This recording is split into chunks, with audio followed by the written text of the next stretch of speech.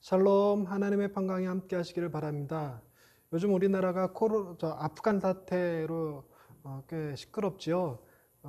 정말 유럽의 여러 국가들도 실패한 그 현지인 구출을 해냈잖아요. 거의 400명이 넘는 사람들을 데리고 왔는데 미라클 작전이라고 불렸고, 그 내용이 정말 나중에 영화로 나올 법한 내용들로 담겨져 있죠.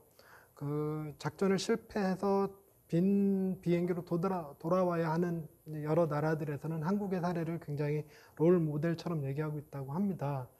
저는 한국에 협력한 사람들을 다 데리고 와서 특별 공로자, 특별 기여자라는 신분을 주고 그들을 진천에 수용해서 그분들을 돕는 이 우리나라가 정말 선진국 같고 너무 좋아요.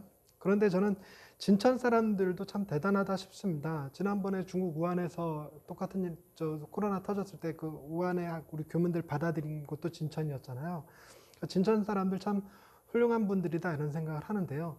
재밌는 뉴스, 마음에 드는 뉴스가 하나 있더라고요. 진천에서 운영하는 그 농산물 판매 사이트가 있는데 거기가 지금 재고가 없대요. 워낙에 많은 사람들이 그런 표현을 쓸 때 돈줄을 내준다라고 하잖아요. 그래서 그 진천 사람들의 그 마음이 너무 고마워서 진천 사람들의 그 농산물을 다 사고 있답니다. 지금은 없어서 못 산다고 그러더라고요. 자, 이런 분위기에 참 좋은 것 같아요. 한국이 참 매력적이다 이런 생각이 듭니다. 그리고 이런 기사도 있었죠. 제목 자체가 코로나에 혼쭐날 가게가 있다, 뭐 이런 제목이었던 것 같은데요. 이런 내용입니다. 코로나로 직장을 잃고 홀로 어린 딸을 키우는 한부모 가정의 가장에게 공짜로 피자를 선물한 30대 피자집 사장님의 훈훈한 사연이 알려졌습니다. 이 사장님은 피자 포장지에 돈 걱정은 마시고 따님이 또 피자를 먹고 싶다 하면 연락 주세요 라는 글을 남겨 많은 사람들에게 감동을 안겨주고 있는데요. 인천에서 7세 딸을 홀로 키우는 A씨는 코로나로 직장을 잃은 뒤 경제적 어려움을 겪던 중 설상가상으로 딸이 피부병을 앓으면서 큰 지출이 이어졌다고 합니다. 그러던 중 7번째 딸의 생일날 딸의 케이크, 피자, 치킨을 먹고 싶다고 했지만 A씨 수중에 있는 돈은 571원 뿐이었습니다. 고민 끝에 A씨는 몇 차례 주문했던 피자나라 치킨공주 9월 만수점에 7살 딸을 혼자 키우는데 당장 돈이 없어 부탁드립니다. 20일 기초 생활비 받는 날 드릴 수 있습니다. 꼭 드릴게요 라고 부탁했다고 합니다. 이 부탁을 접한 32살 황진성 점주는 A씨의 부담을 덜어주고자 점표에다 결제 완료라고 표기했는데요. 곧 배달된 피자 상자에는 부담 갖지 마시고 또 따님이 피자 먹고 싶다고 하면 연락 주세요라고 큼지막한 글씨가 적혀 있었습니다. 라는 내용이었어요. 근데 이 이후에 어떻게 됐냐면 이런 뉴스가 나가고 나니까 사람들이 이 피자 가게도 돈줄을 내준다 그러면서 막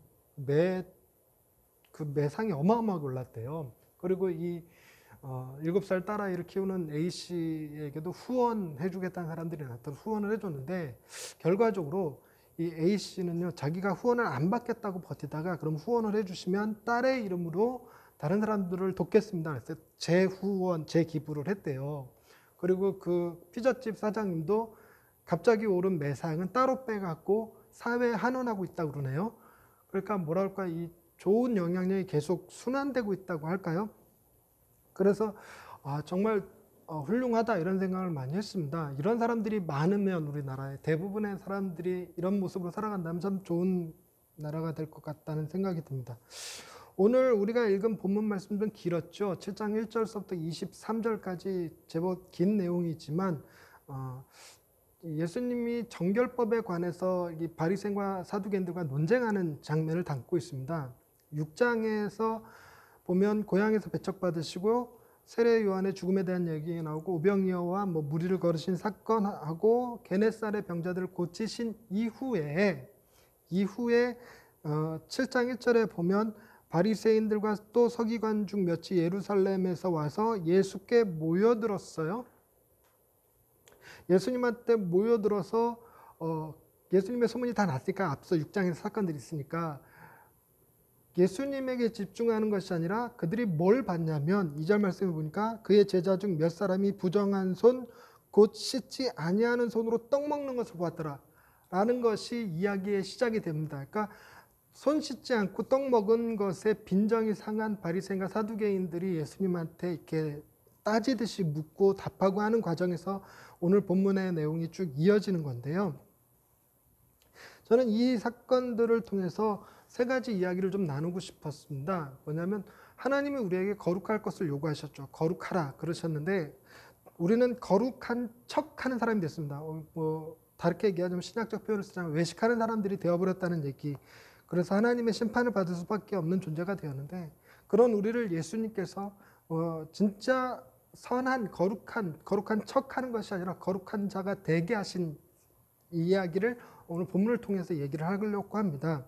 먼저 여러분 3절 4절 말씀을 보시면 이게 그 가로가 이렇게 딱 쳐져 있으면서 설명 내용이 나오는데 이 왜 그 바리새인과 서기관들이 제자들이 손 씻지 아니한 손으로 떡을 먹는 걸 비난했냐면 이 3절 4절 때문에 그렇습니다. 바리새인들과 모든 유대인들은 장로들의 전통을 지켜 손을 잘 씻지 않고서는 음식을 먹지 아니하며 또 시장에서 돌아와서도 물을 뿌리지 않고서는 먹지 아니하며 그 외에도 여러 가지를 지키어 오는 것이 있으니 잔과 주발과 녹그릇을 씻음이러라 라는 내용이 있습니다. 이게 이제 장로들의 전통이라는 건데요. 유대인들은 그 모세오경을 기반으로 하는 토라라고 하는 걸 중요시하게 여깁니다. 그래서 모세오경은 기록된 토라라고 부르고요. 여러분 예수님 당시 때만 해도 문맹자들이 굉장히 많았을 거예요. 우리나라도 6.25 때만 해도 문맹자가 굉장히 많았잖아요. 그러니까 이전에 이 말씀 토라가 주어질 당시 모세오경이 주어질 당시의 사람들은 더더욱이나 글을 아는 사람이 별로 없었습니다. 십계명이라고 하는 것도 그들의 글로 쓰여졌다고 하는 것에 이제 약간의 의문을 품는 사람들도 많을 정도로 이집트에서 막 출애굽해갖고 아직 자기네 나라도 이루지 못한 사람들에게 그들만의 글씨가 있다 이렇게 생각하기는 좀 무리수가 있잖아요. 그러니까 글을 아는 사람들이 아니었으니까 글로 기록된 토라라고 하는 모세오경이 따로 있고 대부분 우리도 이제 전래동화 이러면 다 구전으로 전승되잖아요. 그와 마찬가지로 이스라엘 백성들에게 따로 구전으로 전승되어지는 토라가 따로 있었습니다. 그걸 토라라고 부르지는 않고 이제 미시나라고 하는 말로 불렀는데 그 미시나에 보면 농사, 축제, 여성, 손해 보는 것, 손해, 성물, 거룩한 물건, 그 다음에 정결에 관한 6개 항목에 대해서 이렇게 상세하게 이렇게 그 구전으로 내려와지는 이야기들이 있어요. 그 중에 하나가 이 정결법인데요. 왜 이 구전으로 전승이 되는 것이 있냐면 이 구전으로 전승되는 미시나는 다 뭐와 관련된 거냐면 유대인들의 삶에 관련된 거였어요. 삶. 그러니까 이게 갖는 의미가 있는데 그들이 말씀을 읽을 수가 없으니까 삶의 패턴들을 정형화시켜서 이렇게 살아야 돼, 이렇게 살아야 돼라고 하는 것이 하나님의 말씀을 삶에 적용시켜서 그 삶을 살아내므로 그것을 후대에 전승함으로 하나님의 말씀을 전하는 방식이었어요. 그게 구전되는 토라 미시나라고 하는 건데 이 미시나가 주어진 이유가 있었습니다.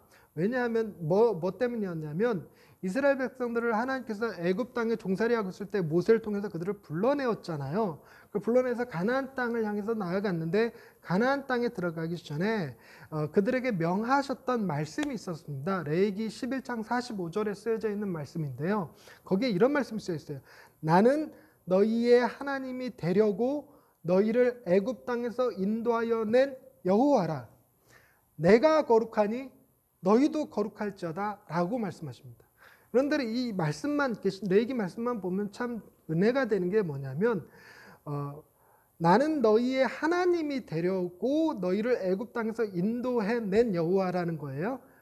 그런 다음에 내가 거룩하니 너희도 거룩할지어다 라고 말씀하셨다는 겁니다. 선후를 보셔야 돼요. 선후. 먼저 뭐 하셨냐면 하나님이 그들의 하나님이 되기 위해서 그들을 애굽 땅에서 건져냈어요. 그러고 난 다음에 거룩하라고, 내가 거룩하니 너희도 거룩하라고 요구하신 거거든요. 이게 사람들이 자꾸만 생각을 뒤집으면 거룩하라고 말씀을 주시고 거룩한 삶을 사는 사람들을 끄집어내어서 가나안 땅에 넣었다 그 얘기가 아니잖아요. 그러니까 하나님께서 애굽 땅에서 이스라엘 백성들을 건져낼 당시에는 그들은 거룩한 자가 아니었다는 얘기예요. 거룩한 자가 아니었는데 그들을 불러내어서 그들의 하나님이 되시기 위해서는 거룩하지 않은 자들이 하나님이 아니라 거룩한 자의 하나님이 되시기 위해서 그들에게 거룩하라라고 요구하셨던 거예요. 그러는데 이스라엘 백성들은 그 거룩하다 굉장히 추상적이잖아요. 그럼 어떻게 살아야 되는 것이냐라고 하는 그 구체적인 이야기들을 미시나로 전해줬던 겁니다. 그게 이제 오늘 본문에 나오는 장로들의 전통이라는 것이고, 그 장로들의 전통의 6가지 항목 중에, 이루고 6가지는 6가지 항목 중에 마지막인 정결법에 나오는 이야기였어요. 정결법에 의하면 손 씻고 밥을 먹어야 되고, 이제 떡을 먹어야 되고, 잔과 주발과 녹그릇을 씻어야 되고, 이게 실제로 역사 속에서 보면 유럽의 그 흑사병이 돌 때 이스라엘 사람들, 유대인들은 흑사병에 걸리지 않았다고 그래요. 흑사병에 걸리지 않은 이유가 뭐였냐면 이들의 이 미슈나 전통 때문에, 장로의 전통 때문에 그랬어요. 그들은 먹을 때 항상 손을 씻었고 잔과 그릇과 녹그릇들을 깨끗이 씻는 것이 하나님의 말씀을 지키는 일이었어요. 그러니까 그 청결, 위생 이런 것들이 그들의 삶에 녹아져 있었거든요.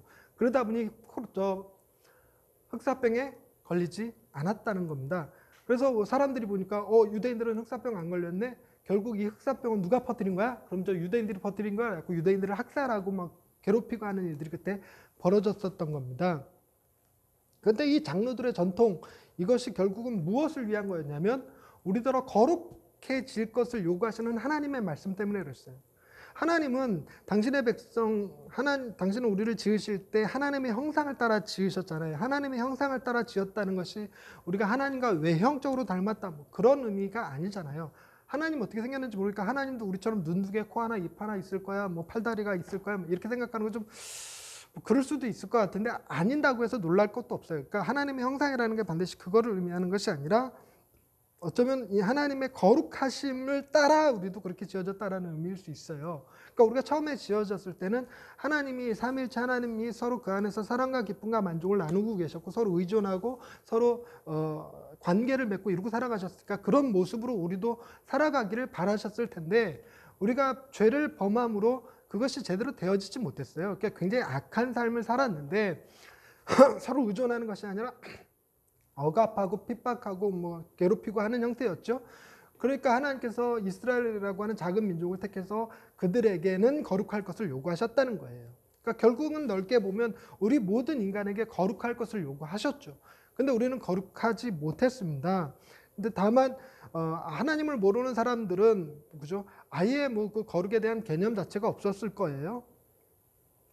그런데 이스라엘 백성들에게는 말씀이 주어졌잖아요. 하나님의 계명. 그게 토라도 마찬가지고 미시나도 마찬가지고 장로의 전통들도 마찬가지고 다 마찬가지인데 문제는 그것을 거룩한 자가 되기 위한 수단이 되어야 되는데 그것을 거룩한 척하는 수단이 되어버렸어요. 무슨 얘기냐면 하나님 앞에서 거룩한 자가 되기 위한 것이 아니라 사람들이 보기에 손가락질 당하지 않으려고 사람들 앞에 내가 얼마나 거룩한지 자랑하려고 이런 외식하는 거예요. 그러니까 속으로는 전혀 하나님에게 관심도 없으면서 그 문화, 이스라엘이라고 하는 유대 사회에서 살아갈 때 나 꽤 괜찮은 사람이야, 나 이런 사람이야 라고 얘기할 때 난 손 씻고 밥 먹어, 나는 전과 주발과 녹그릇을 깨끗이 씻어, 뭐 이런 이미지를 내세우기 위해서 그걸 지켰다는 겁니다. 그러니까 뭐냐면 그 안에 담긴 하나님의 요구사항, 거룩함이라는 의미를 실현한 것이 아니라 하나님 없이 그들 사이에서 자신의 지위와 자신의 특권을 누리기 위해서 거룩한 척 하느라고 지켰다는 얘기죠. 5절 말씀에 보면 이에 바리새인들과 서기관들이 예수께 묻되 어찌하여 당신의 제자들은 장로의 전통을 준행하지 아니하고 부정한 손으로 떡을 먹나이까? 여러분 보세요. 자기가 부정하지 않은 손, 깨끗이 씻은 손으로 떡을 먹으면서 하나님 앞에 거룩한 자가 되려는 것이 아니라 난 거룩한 자니까 거룩하지 못한 자들이 누군지를 찾는 거예요. 하나님이 과연 그거 하라고 계명 주셨겠어요? 그거 하자고 장로들이 전통 만들었겠습니까? 아니잖아요. 그런데 그들은 뭐 하냐면 예수님이 위대하신 분이라는 얘기를 듣고 예수님 앞에 몰려왔어요. 또 7장 1절 말씀에 예루살렘에서 와서 예수님한테 모여들었다고 그러잖아요. 모여들었고 뭐 했냐면 장로의 전통을 지키는지 안 지키는지 제자들 하나까지 다 꼼꼼히 봤다는 겁니다. 일부러 봤을까 싶기는 하지만 어찌됐건 그들의 습관이 그러다 보니까 식사 시간이 됐는데 우연히 봤더니 몇몇 제자들이 씻지도 않은 손으로 그냥 막 뜯어 먹더라, 뭐 허겁지겁 먹더라, 뭐 그랬을지도 모를 텐데, 그게 말이, 아니 장로들의 전통이 그 다른 사람들을 하는지 안 하는지 그거 보고 비난하라고 주어졌겠어요?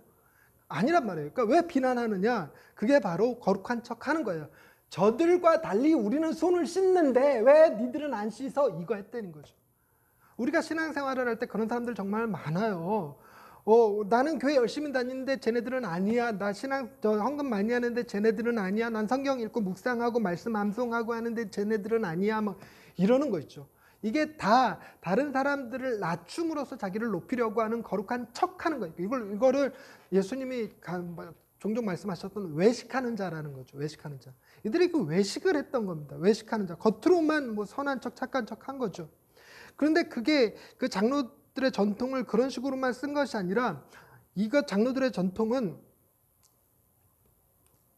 하나님을 속이는 행위이기도 했어요. 그걸 지키는 것이 자기가 하나님 앞에 거룩한 자가 된다라고 하는 것이 하나님을 염두에 둔 것이 아니라, 하나님 앞에 나는 거룩한 자니라 봤냐 이런다는 거예요. 이게 뭔 얘기냐면 6절 7절 보세요. 이르시되 이사야가 너희 외식하는 자에 대하여 잘 예언하였도다. 그 기록하였으되 이 백성이 입술로는 나를 공경하되 마음은 내게서 멀도다.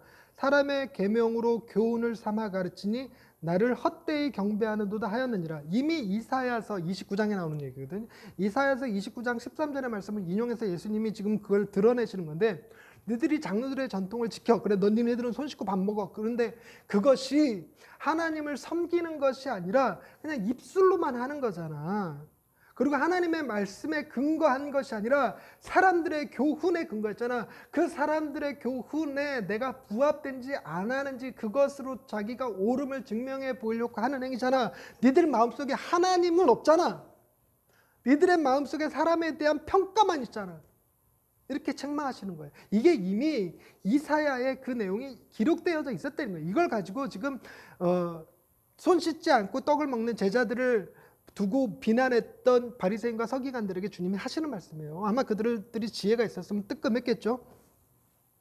그리고 그들은 8절 9절 보세요.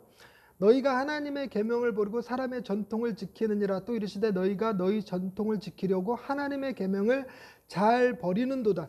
그들은 하나님의 계명과 사람의 전통을 분리해 버렸어요.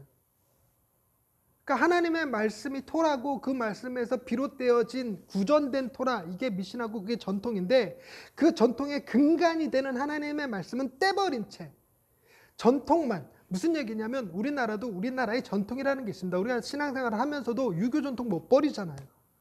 우리 입에도 유교적인 내용들이 정말 많아요.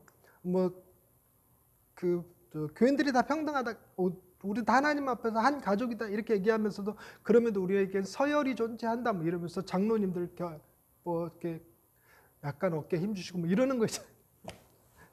잘못됐다는 건 아니고요.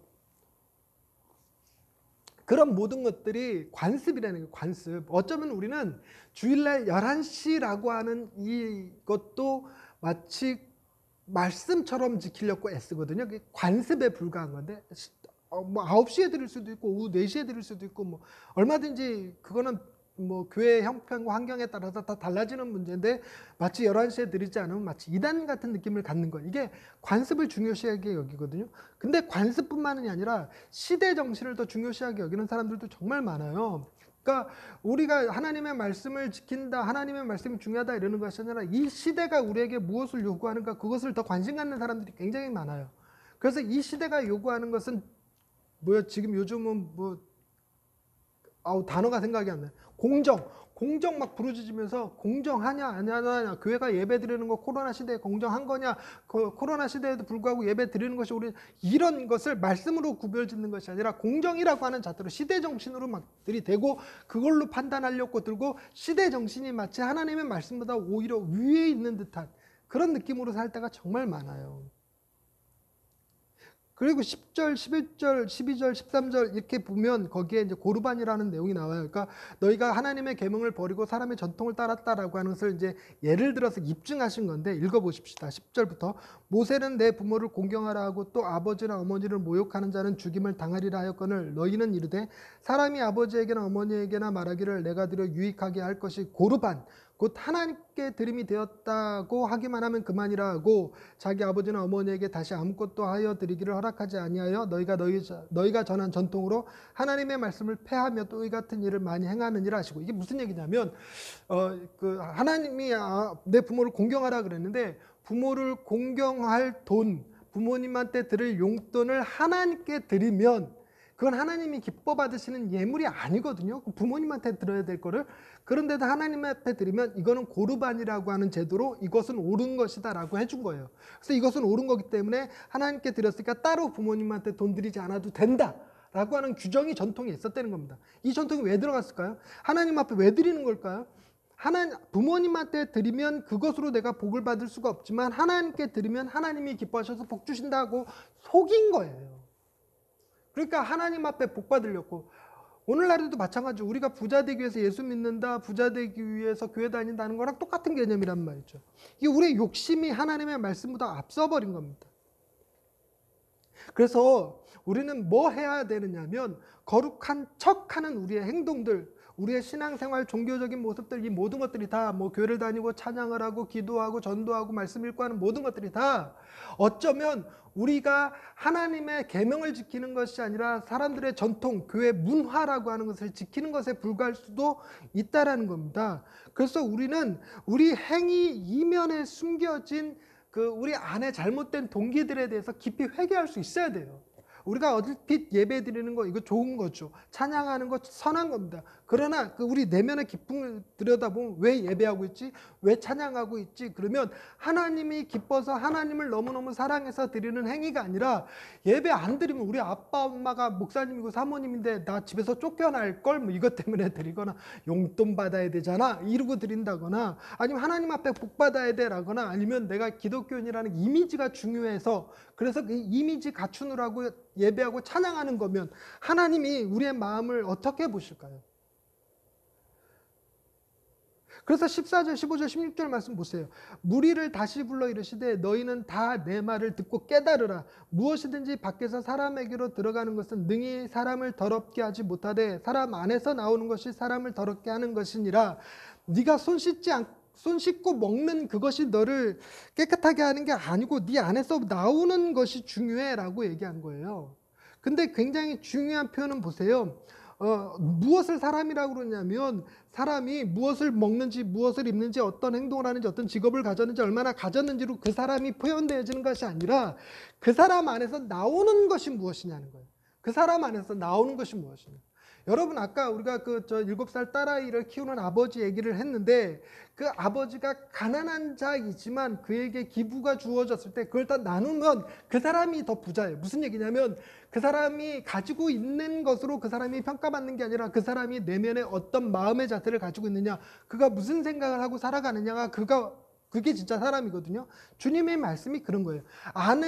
바깥에서 안으로 들어가는 것이 그 사람을 더럽게 하는 게 아니라 손 씻지 않은 손으로 떡 먹는 것이 사람을 더럽게 하는 것이 아니라 그걸 보고 비난하는 네 마음에서 나오는 것이 너희를 더럽게 하는 거야 라고 얘기하신다는 겁니다. 왜 비난하는 건데? 왜 손 씻고 밥을 먹는 건데? 왜 그릇과 잔과 주발과 녹그릇들을 왜 씻는 건데요? 그 모든 행위가 내면에는 악한 마음이 도사리고 있다는 겁니다. 그러니 우리는 그 내면으로부터 악한 마음들을 회개할 수 있어야 됩니다. 내가 선을 행한 것 같지만 하나님 내가 선을 행한 것이 아니라 선한 행위를 통하여 사람들의 평가를 받고 싶었던 겁니다 라고 하는 이 모든 것을 회개할 수 있어야 된다는 거예요. 더 깊은 회개가 필요했습니다. 그 다음에 우리에게 필요한 건 말씀을 듣고 깨닫는 지혜가 필요해요. 17절 보세요. 무리를 떠나 집으로 들어가시니 제자들이 그 비유를 물어요.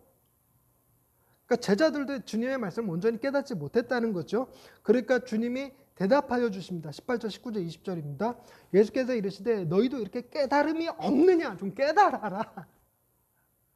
깨달음이 없느냐? 무엇이든지 밖에서 들어가는 것이 능히 사람을 더럽게 하지 못함을 알지 못하느냐? 이는 마음으로 들어가지 못하고, 바깥에서 안으로 들어오는 건 마음으로 들어가지 못하고 배로 들어가서 뒤로 나감이라. 당연한 거죠. 이러므로 모든 음식물을 깨끗하다 하시니라. 또 이르시되 사람에게서 나오는 그것이 사람을 더럽게 하느니라. 여러분, 이게 아까 했던 말의 반복이지만 여기에 포커스는 깨달아야 된다는 거예요. 제자들이 자신이 모르는 걸 모른다고 주님 앞에 얘기하고 주님이 그들을 깨닫게 도와주시는 겁니다. 그러니까 우리가 무엇을 요구해야 되냐면, 하나님, 우리가 맛있는 거 먹게 해주세요, 깨끗한 거 먹게 해주세요, 좋은 환경에서 살게 해주세요 라고 얘기하는 게 아니에요. 하나님, 이 장로들의 전통을 제가 잘 지켜서 사람들한테 좋은 평가받게 해주세요, 이럴 게 아니라 이 장로들의 전통을 주신 하나님의 뜻이 무엇인지 깨달을 수 있는 지혜를 주세요라고 기도해야 된다는 거예요. 우리가 구할 것은 지혜입니다. 하나님, 내가 가난한데 부자 되게 해주세요가 아니라, 하나님, 내가 가난한데 이 상황 가운데서 어떻게 살아야 되는지, 왜 나를 가난하게 하셨는지에 대한 지혜를 주옵소서. 하나님, 내가 병이 들었는데 하나님이 내게 병을 주신 그 이유를, 하나님이 나로 하여금 무엇을 하기 원하시는지를 깨닫는 지혜를 주옵소서. 우리에게 필요한 게 바로 그 지혜라는 것입니다. 그리고 중요한 거는 21절, 22절, 23절 보세요. 속에서 곧 사람의 마음에서 나오는 것은 악한 생각, 곧 음란과 도둑질과 살인과 간음과 탐욕과 악독과 속임과 음탕과 질투와 비방과 교만과 우매함이니 이 모든 악한 것이 다 속에서 나와서 사람을 더럽게 하느니라. 주님의 말씀이 지금 뭐냐면요, 사람의 속에서 나오는 것들이 전부 다 이거다라는 거예요. 여러분, 이것에 예외가 있다는 얘기가 아니에요. 사람의 마음에서 나오는 것은 그 어떤 생각이든 전부 다 악한 생각이라는 거예요. 악한 생각이라는 거. 그것이 니들 왜 손 안 씻고 밥 먹어? 라고 하는 것이 그들을 위한 게 아니라 자기를 드러내기 위해서 비방하는 거에 불과합니다. 22절에 나오는 비방의 행위죠. 질투의 행위고 교만함이고 어리석음입니다. 우리가 그래요. 그걸 인정할 수 있어야 됩니다. 인정할 수 있어야 돼요. 우리가 거룩해지는 것은 우리의 깊이 담겨져 있는 내면의 그 숨은 잘못된 동기들에 대해서 회개할 줄 알아야 되고, 우리가 하나님의 말씀을 바르게 깨닫는 지혜를 가져야 되고, 그리고 또한 우리가 내놓을 수 있는 것은 모두 다 악한 것일 뿐이라는 사실을 인정할 수 있어야 됩니다. 제가 입버릇처럼 하는 말 있죠. 여러분, 죄가 뭡니까? 잊으신 건 아니시죠? 죄란 사람이 행하는 모든 것이에요. 여러분, 우리가 좋은 일, 착한 일 많이 한다지만 우리 내면에서부터 나오는 이유가 다 악하단 말이에요. 착한 일을 하는 이유가 악하다고요. 하나님은 우리의 겉모양에 속으시는 분이 아니시죠. 우리도 만약에 그걸 하나님을 신경 쓴 것이 아니라 사람을 신경 쓴 거라면 똑같이 책망받을 일입니다. 우리에게는 희망이 없어요. 그럼 우리가 악한 마음을 벗어버리고 선한 마음을 가져야 되는데, 선한 마음을 가질 수 있느냐? 여러분, 바리새인과 서기관들도 비방하고 살았다면요, 다른 사람은 말해 무엇하겠습니까? 이 시대의 목사들이 악하다라고 얘기할 수 있다면 악하지 않을 사람이 어디 있겠어요? 그러니까 목사들은 다 훌륭해, 이 얘기하자는 게 아닙니다. 목사들도 다 악해요 하는 생각들이, 이 시대에 예배 드려야 됩니다라고 주장하는 거나, 이 시대에 예배보다 공존하는 것이 중요하니까 비대면 예배 드려야 됩니다 라고 얘기하는 거나, 다 속마음은요 선한 것이 아니에요. 다 자기 주장하고 있는 거고, 자기 생각하고 얘기하고 있는 거고, 이걸 가지고 다른 사람들을 정죄하는 거고, 이걸 가지고 다른 사람들과 나를 비교하여 우월의식을 가지려는 것에 불과합니다. 왜냐하면 우리는 그거 외에 나올 게 없어요. 주님의 말씀을 잘 들으세요. 우리의 마음은 모두 다 악해요. 손을 씻고 밥을 먹는 바리새인이나 손을 씻지 않고 밥을 먹는 제자들이나 별반 다를 거 없다는 얘기입니다. 다 악한 생각이 나요. 사람이라는 게 그래요. 사람이라는 게. 그걸 인정해야 돼요. 우리는 내면의 동기를 회개하고 지혜를 가지고 내가 악한 자라는 고백을 가질 때 비로소 거룩한 자가 될 수 있는 첫걸음이 떨어진다는 거예요. 말씀을 정리하면 이렇습니다. 오늘 본문 말씀을 통해서 보자면 하나님이 우리에게 요구하신 게 뭐예요? 거룩하라는 거였어요. 거룩하라. 손을 씻고 잔과 그릇과 녹그릇을 씻고 하는 모든 행위들이 다 거룩해질 것에 대한 하나님의 요구였어요. 그런데 우리는 그 하나님의 요구를 이루는 것이 아니라 그 내용을 지킴으로 사람들의 눈치를 봤어요. 즉 외식하는 자가 됐습니다. 그러면서 거룩한 척하는 가증한 자, 교만한 자, 어리석은 자가 됐어요. 그래서 결국 나온다는 것이 손 씻지 아니하고 밥 먹는 제자들을 보고서 비난하는 거나 할 줄 아는, 그게 우리의 모습이에요. 그래서 우리는 뭐가 필요한 사람들이냐면 하나님이 주시는 지혜가 필요하고 우리의 내면에 대한 더 깊은 회개가 필요하고 우리가 오로지 죄밖에 행할 수 있는 것이 아무것도 없다라는 생각을 가질 수 있어야 됩니다. 그러면 어떻게 해야 우리에게 희망이 있을까요? 우리의 마음이 바뀌어야죠. 우리의 행동이 바뀌어서, 즉 달리 얘기해서 손 씻고 잔과 그릇과 녹그릇을 씻어서 내가 하는 행위로 내가 거룩해질 수 있느냐? 그렇지 않거든요. 우리가 거룩한 자가 되어서 우리가 하는 행위가 바뀌는 거예요. 즉 내면이 바뀌어야 돼요. 내면이. 우리의 내면이 바뀌어야 되는데 우리의 내면이 어떻게 구성되어 있냐면 우리의 내면은 두려움과 분노에 의해서 작동되어져요. 사람들이 나를 어떻게 볼지 두려워하고 그 사회적 합의를 이룬 어떤 기준선에 도달하지 못하면 분노하고 다른 사람에 대해서 정죄하고, 이게 다 우리 마음에 가득 차 있단 말이에요. 미래에 대한 두려움 혹은 내가 살아온 만큼 보상받지 못하는 것에 대한 분노, 이런 것들이 다 우리의 마음에 가득 차 있어요. 그게 마음이 그렇게 가득 차 있어서 우리가 행하는 모든 것들이 다 악한 생각의 발로예요. 그러니 우리의 이 두려움과 분노가 사랑과 기쁨과 감사로 변해야지만 비로소 우리가 거룩한 자가 될 수 있다라는 것입니다. 그럼 어떻게 하면 우리가 사랑과 기쁨과 감사로 마음이 변할 수 있을까요? 여러분 처음으로 돌아갑시다. 하나님이 거룩하라 말씀하셨던 것, 레위기 11장 45절 말씀 한 번 더 읽어드릴게요. 나는 너희의 하나님이 되려고 너희를 애굽 땅에서 인도하여 낸 여호와라. 내가 거룩하니 너희도 거룩할지어다. 즉 이스라엘 백성들은 자유가 없는 종으로서 애굽에서 살다가 하나님이 강한 손과 편팔로 그들을 구원하여 내신 것을 경험했어요. 그 과정에서 모세의 10가지 기적도 경험했고 홍해가 갈라지는 것도 경험했고 그 홍해에 애굽의 군사들이 빠져 죽는 것도 경험했어요.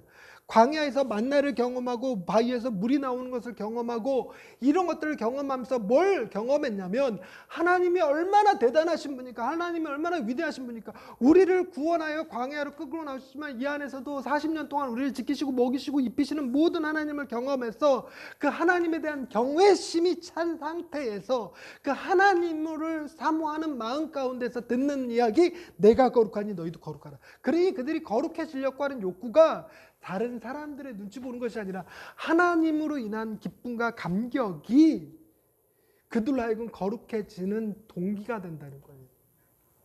근데 베드로전서 1장 15절에는 비슷한 얘기가 또 나옵니다. 베드로전서 1장 15절 말씀 제가 읽어드릴게요. 오직 너희를 부르신 거룩한 이처럼 너희도 모르는 행실에 거룩한 자가 되라. 여기의 조건은 뭐죠? 거룩한 자가 되라고 요구하는 조건이 오직 너희를 부르신 거룩한 이처럼, 오직 너희를 부르신 거룩한 이처럼. 주님이 먼저 뭔가를 행하셨어요. 뭔가를 행하시고 우리에게 거룩하라고 하셨어요.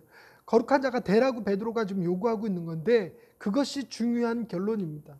여러분, 우리가 두려움과 분노로 작동하던 이 마음이 기쁨과 사랑과 감사로 변하기 위해서 먼저 행하신 주님의 일이 있어요. 그게 뭐냐면 주님의 성육신과 죽음이에요. 주님의 성육신과 십자가의 죽으심. 주님이 성육신 하셔서 이 땅에 오셔서 누구랑 같이 지냈습니까? 손도 씻지 아니하는 제자들과 같이 지냈고, 누구가 오는 걸 용납했어요? 그 손 씻지 않는다고 비난하는 바리새인과 서기관들을 용납하셨어요. 그게 주님이 이 땅에 오셨어요. 그래서 그들을 지키는 자와 지키지 않는 자가 아니라 지키지 않는 자와 지키지 않는 걸 비난하는 자, 그러니까 악한 자들과 함께 지내셨어요. 그리고 그 악한 자들의 죄악을, 그 더러움을, 그 악함을 대신 지시고 십자가에 죽으셨습니다.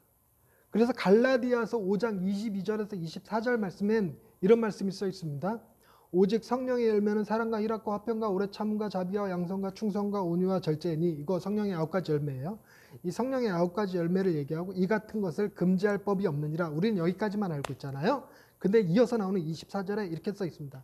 그리스도 예수의 사람들은, 저와 여러분이죠, 육체와 함께 그 정욕과 탐심을 십자가에 못 박았느니라. 여러분, 우리의 정욕과 탐심은 이미 십자가에 못 박혔습니다.